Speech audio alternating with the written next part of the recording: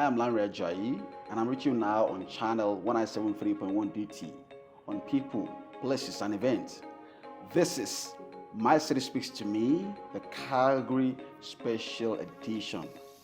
It's an honor for me to have a wonderful woman, a mother, a respected personality, not just in this community but in Canada.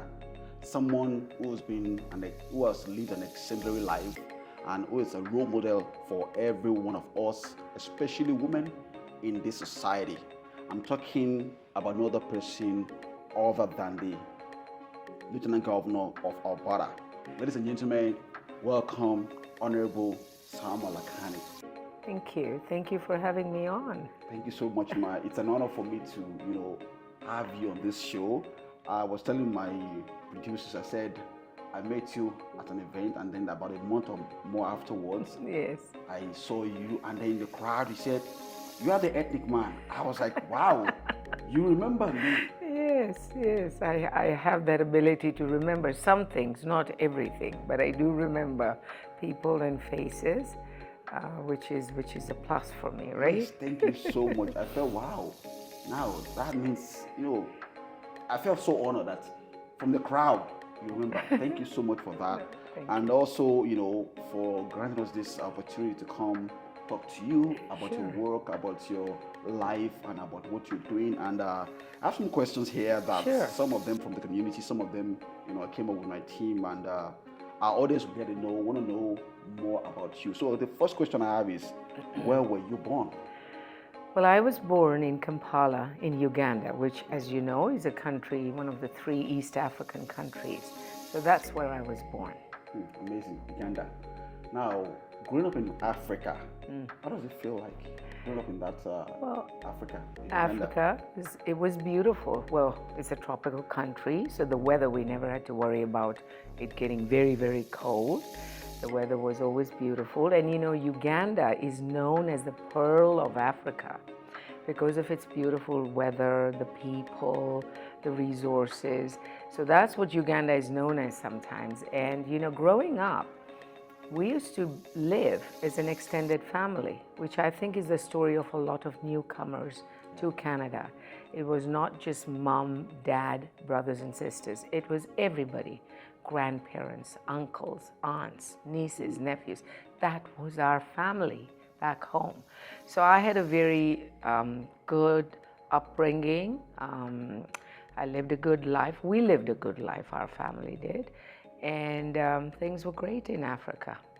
Amazing.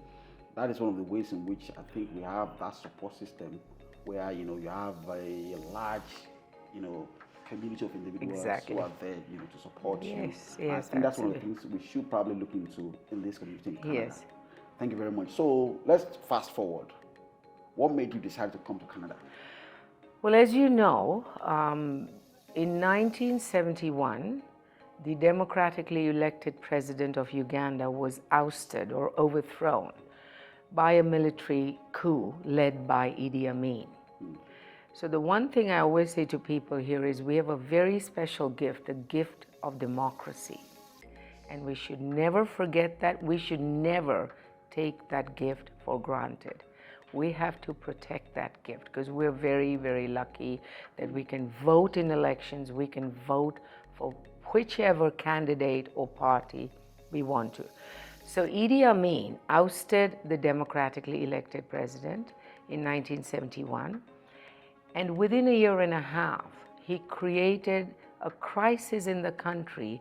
He issued an edict which said he wanted to expel or literally get rid of all people like me and my family and thousands of others who had their origins in India. And he gave us 3 months to leave. At that time, I was back home for my summer holidays. I was a student in the UK. I was studying at a British university. So I had just gotten home for my summer holidays and he issued this edict. And so I went back because I held a Ugandan passport. By birth, I'm a Ugandan. Yeah. I was born there. My mother was born there. My father was born in neighboring Tanzania. And so my father put me back on the plane because I had that valid Ugandan passport. They had not taken away my passport. And so I went back to Britain and completed my university education. And I have to say that for me to be holding this position as His Majesty the King's representative is a full circle, because when I ended up again in England, I had no money coming from Uganda. My family had been expelled. Our businesses had been taken. We had nothing financially. And so the British government of the time waived our foreign student fees. Wow, amazing. So we didn't have to pay those fees, enabling us to complete our university education. And so now to be representing the Crown, it was Her Majesty's government of the time that was so kind to us. And now I get a chance to serve as the Crown representative, which is a full circle for me. And as a side note, I'll say I had an audience with His Majesty the King earlier this year, and my husband and I were both able to thank him personally for the kindness shown to us by the British government of the time. That is an amazing story. Yeah, so after finishing our university education, we were still stateless. We had no passports. We had no country to call home. So my husband, who had just finished a medical degree, a degree in medicine, said, well, let's go to Canada and see if we can make a home there. And so he chose to do his residency in internal medicine and cardiology at the U of A in Edmonton. And that's how we came. But remember, when we came, we were still stateless. So like refugees, we had no country we could call home. So I think this is an amazing story, but it is not just my story. It is the story of a lot of newcomers who come to our shores and our country. You know, my story is one story of many, many thousands of others. But the story of Canada, where you feel welcome, where you feel you can make a home, and it speaks to the promise and hope of this great country. So when I arrived here 46 years ago, I was a stateless person. And then it took us almost 5 to 6 years to get residency permits here in Canada. It was a bit of a struggle in those days, but you know, here we are. Canada, when we came here, we realized we'd found our home, and Canada is a welcoming country, and a country where, with hard work and perseverance, we can achieve our dreams most of the time, right? What a lovely story, you know. Yeah. It's just like, you know, while you're talking, I remember my family coming to Canada as well. You know, it was just like a decision, you know, to come, live, have a better life for our kids, Yes. you know, for our future. And Yes. it's such an honor to be part of this community, this nation that is welcoming and open to all. Thank you very much, you know, for that No story. worries. Now, you find yourself in Canada, stateless, and for every individual, for every immigrant who at one point in time come into Canada and they encounter a lot of things, challenges. So the question I have for you is, what was the first culture shock you encountered when you arrived in Canada? Well, I don't think I had much of a culture shock because I'll tell you what, I had left Uganda in 1971, and then I was in England, in Britain, for about 7 years. So, you know, we were kind of used to the winters, which are much milder than here, the people. But the one thing that struck me when I came to Canada from England, because I came from England, was how big this country is and how there aren't that many people. In England, anywhere you go, you see lots and lots of people in the cities, everywhere. And you come here and the streets are not as busy. So my husband and I were actually quite shocked when we first arrived here. But that is why Canada is so keen to take newcomers every year. I think they're increasing the quota every year. And this is why this is such a welcoming country, because for anybody who wants to work hard and help build this country, Canada is one of the right places to be in, right? Yes, So, amazing. yeah. So you're here The winter in the United Kingdom is quite different from the winter here because my first experience of snow was in Italy. I was on the way with my family on a vacation to France. So we stopped over in Italy and I stepped out and I saw snow. It wasn't that kind of cold. In UK, I've been there, but it wasn't kind of cold. But when I came here, it was a different story. So tell our audience your first winter experience with your husband. Yeah. So you're right. In Britain, there is snow, but not much. It snows occasionally. It doesn't snow, and we don't get the big dumps of snow that we get here. So the first winter was actually, in a way, it was exciting because you saw so much snow. And back home, and even in Britain, you never heard the word minus in terms of temperature. Minus 15, minus 20. So we were like, oh my gosh, what does it feel like to be in minus 15 and minus 20? We soon realized that after minus 15, you don't feel anything. But often my husband and I used to sit at home and say, oh my gosh, it's so cold. What are we doing here in this country? And then we quickly laugh and we say, we are not here for the weather, but we are here for everything else, all the other wonderful things that this country has to offer. And mind you, even the winters, if you embrace them, and if you say, well, I will try and dress up warm and go out and go snowshoeing or try your hand at skating or skiing. I've tried everything. I'm not good at any of the winter sports because I didn't do them growing up. But you know, if you embrace the winters, then they don't become so long and difficult. You know. That's amazing. Still on My City Speaks to Me here, you know, sitting down with the Honorable Salma Lakhani, the Lieutenant Governor of Alberta. We'll be right back.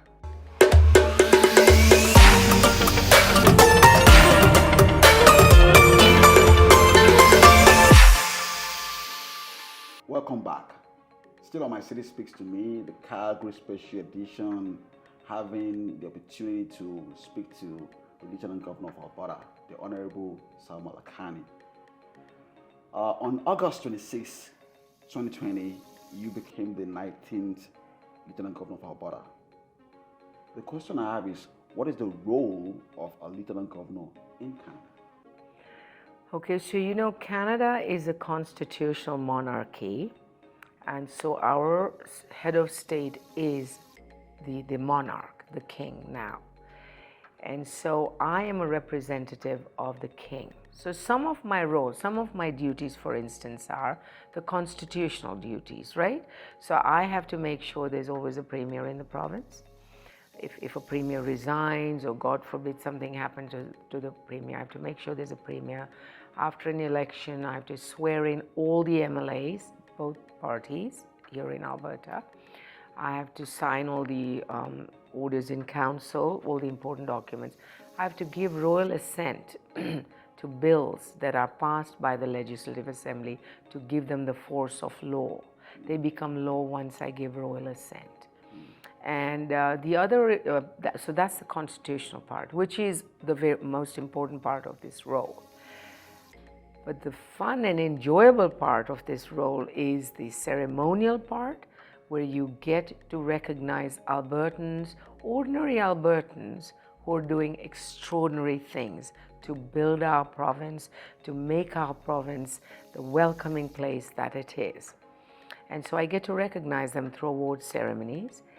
And then the third thing is the community aspect, where I get to go to all community events.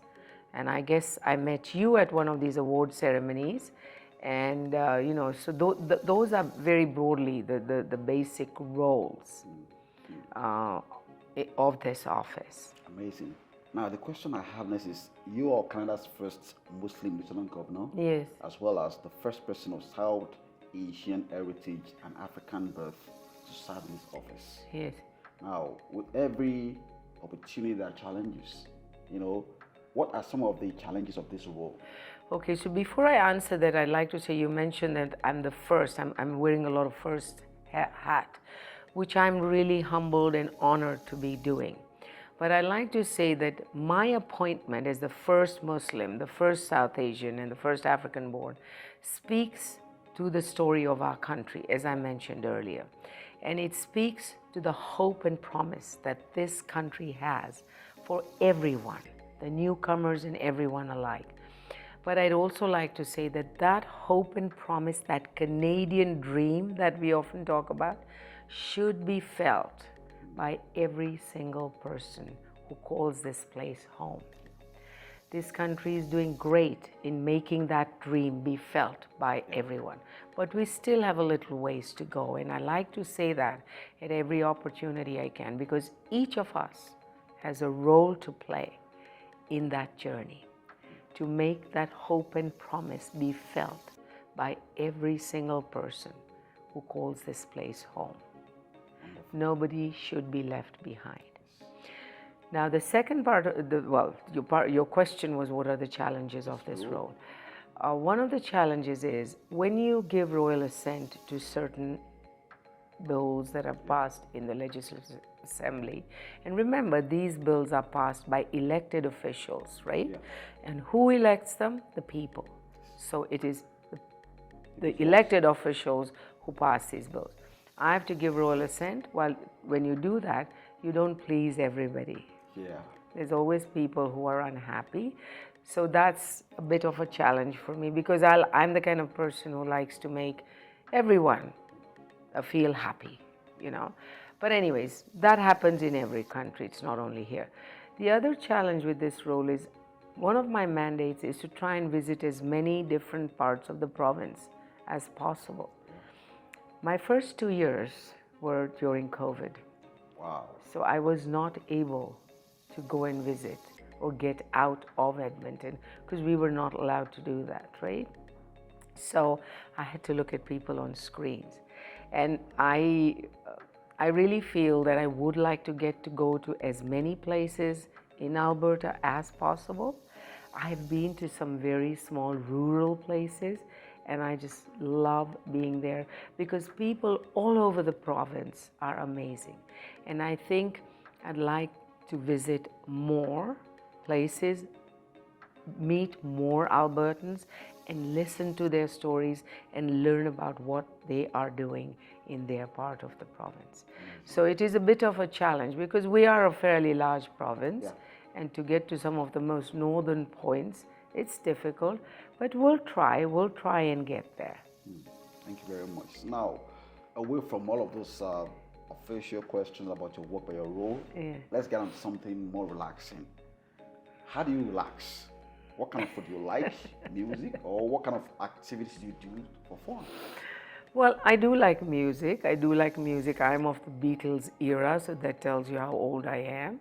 I visited, the last time I went to Africa, to East Africa, was in 2019, and I listened to some amazing Kiswahili music there, and I like music and beat, but I also love people. I love meeting people, and you know, if I have some free moments, I pick up the phone and I actually talk to people who are near and dear to me.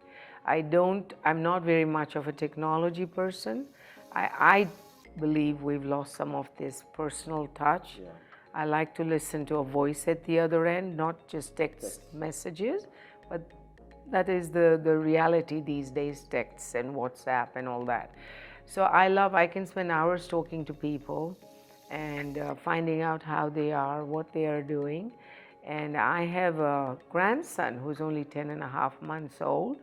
So I love FaceTiming him and and singing to him, and I enjoy that. But I also like to enjoy our beautiful province. I like to get out and walk when I can. Sometimes in this role it's kind of hard to find the time, but when I can, I like to discover different parts of the province and walk around and go into the river valley, and and try and do that in winter too with the right footwear. Yes, it's essential. So what will you want people to remember you for, or what legacy do you want to leave behind after your time in office? You know, one thing I have tried to do in this role is to make this role relevant to the people and accessible to Albertans. Yeah.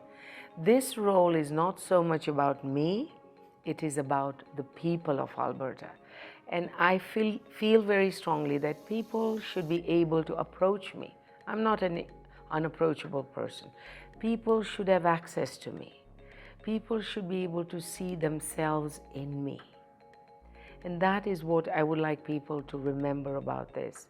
Because this role is not where you just sit in your office and wait for people to come and see you and say hello and shake your hand.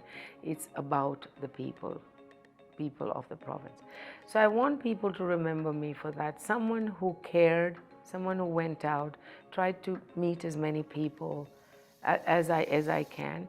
And you know, I have defined my 3 pillars that I want to work on while I'm in this office and that I'm working on every day.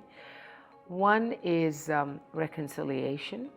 So every time I get an opportunity to be with our Indigenous sisters and brothers and Indigenous elders and knowledge keepers, I take that opportunity to learn. Because this journey of reconciliation means different things to different people. We each have to find our own place in the journey, and the only way we can find our place is if we know the truth. Yes. And the truth we will only learn is if we sit and listen to the stories who have been through very, very tough times. So that is one of my pillars, and I spend quite a bit of time. I attend every circle that I can, learn from elders. The second thing is lifting barriers for marginalized populations. And I really believe, look, if it was not for the education that I got back in Uganda and then finishing my university education in Britain, I would not be sitting here today talking to you as the Lieutenant Governor of the province. So education is the key to a lot of problems we face, the key to lead a good life. So I want to try and lift barriers for people who can't get to access education. And I want to make sure that people who work hard get those opportunities. So I've worked with the Alberta School Board Association to establish a student award for students who are not necessarily the high flyers. Of course, we need to recognize high flyers, but we also need to let all the other people know, students know, you matter, you have potential, you have something you can contribute. And that's what I'm working towards. And of course, the last thing is being a welcoming country, a truly welcoming country. When I talk about inclusivity, I don't want to just talk about tokenism. When you want to be truly inclusive, it's like if you have 10 people around a table who all have the same views, who all look the same, speak the same, I believe you have 9 people too many. You need to bring in different voices. You need to listen to the voices, and you need to include those voices in the decision-making process. That's wonderful. So I have one more question before we wrap up this discussion, and it's about women. Yes. So what advice do you have for women, especially when it comes to nation and community building? Yeah. So first I'd like to say to all women, believe in yourself. Because a lot of times we don't. Let me tell you about myself. When I was first approached and asked if I wanted, because they don't just appoint you to this position, at least for me, what happened was I was phoned by the Prime Minister's office to say, would you like your name to stand? Yours is one of the names we're considering. And I was very overwhelmed. I had never ever thought I would be appointed to a position like this. And so when my husband came home, I told him what had happened, and they gave me a couple of days to think about it. And my first reaction was, oh, I can't do this.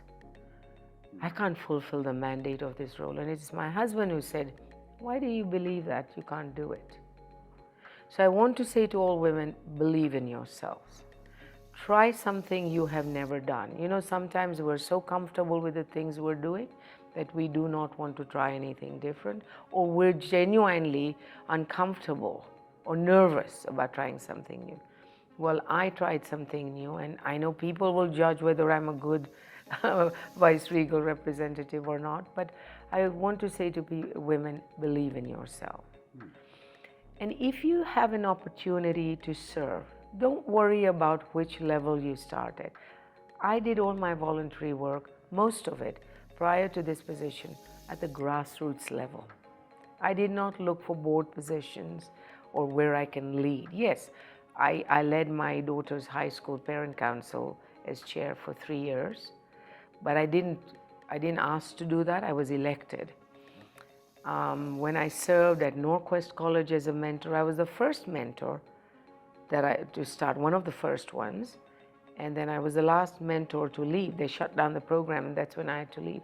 So I love doing work at the grassroots level. And you know, when you volunteer, when you give of yourself, remember, you grow as well as a person. You build capacity within yourself. You learn as much from the people you're helping. You learn a lot. So I would encourage women, if you believe in a cause, of course, you have to believe in a cause before you get involved in community building and voluntary work. But if you believe in a cause, get involved in it at whatever level you can. And then, of course, if you want to rise up through the ranks, if that's your aspiration, you can. People will know you for what you can do, for the time you give, for what you care about. Then you can rise up through the ranks. But help, and I think newcomer women or people are very genuinely wanting to give back. You know, to end, I will say, I don't know if you've heard of this Canadian poet called Rupi Kaur. Rupi Kaur is from India, but she lives in Canada. She makes her home in Canada. And she's written a lot of beautiful poems. And one of the poems, and I'm just paraphrasing, she said, a lot of us had to leave our countries under duress because things were not going right and whatever. And she says, I was kicked out of my country, right? So what she says is, it's not sad that we had to leave. What is sad is what we could have built had we been allowed to stay. And we often think about what we could have built in Uganda, although my husband does have a Rotary program in Uganda, and that's another story for another day. But you know, in Africa, they say you can leave Africa, but Africa never leaves you. So we all want to give back to our country of origin in whatever way we can, but we want to build this country. This is our new country, the country that accepted us with open arms. We want to build this country now, which is what all of us, you and me and all of us, are doing in our own small ways. So I want to say to women, believe in yourselves. And the last thing is, never let anybody tell you you can't do this because you're a woman. Don't ever believe that. Yeah, thank you very much. And to men, you know, whether, you know, irrespective of the kind of sexual orientation which you have, believe in yourself. You know? Absolutely. Everyone needs to believe that we all have abilities, we all have talents, and we can all give back in building communities, welcoming, vibrant, inclusive communities.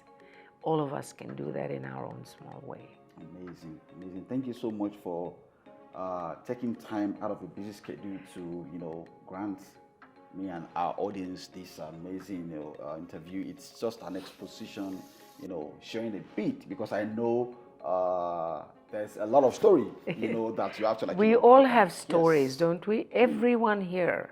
We just have to take the time to listen with our ears and an open heart and learn. Thank you very much, Ma. Thank you. And on this note, I will draw today's curtain of the show. And if you have any question, you know, leave the question, you know, on my YouTube page, you know, and then we'll, you know, if it's a question, if you have a question for the Lieutenant Governor, I'll surely, you know, get the question across to her. And thank you so much for joining us on this episode of My City Speaks to Me. And until I come your way again with amazing content from around Canada, this is me saying bye for now.